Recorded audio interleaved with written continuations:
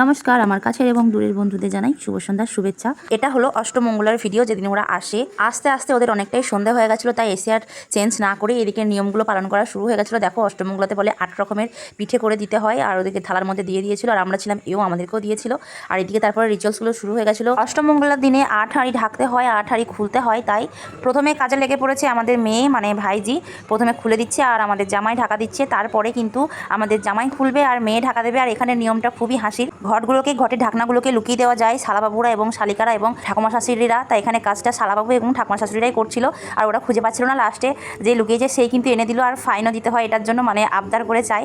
But এখানে fine টাইন কোনো দিতে হয়নি। আমাদের জামাই কিন্তু শালাবাবু এবং ঠাকুমা শাশুড়িদেরকে ভালোই পেয়েছে, জোরজার কিছুই করেনি। তারপরে নিয়মগুলো কমপ্লিট করার পরে দেখো পুচকে শালাবাবু কিন্তু এবার ঘরটাকে নিয়ে নিয়েছে, আর দেবে না। সে কী সমস্যা, জোরজার করে দেয়া হলো যাক। তারপরে ওরা সব রকম নিয়ম কমপ্লিট করে নিল, মানে ওর কাছ থেকে কেড়ে নেওয়া যাচ্ছে না এমন করছে, কান্না শুধু করতে লেগেছে লাস্টে। যাই হোক, 7বার করে কমপ্লিট হয়ে গেছে ওদের সব কিছু। এবার শিল পুঁতেছিল যেটা বিয়ের দিন, সেই শিলটাকে জামাইকে তুলে দিতে হলো।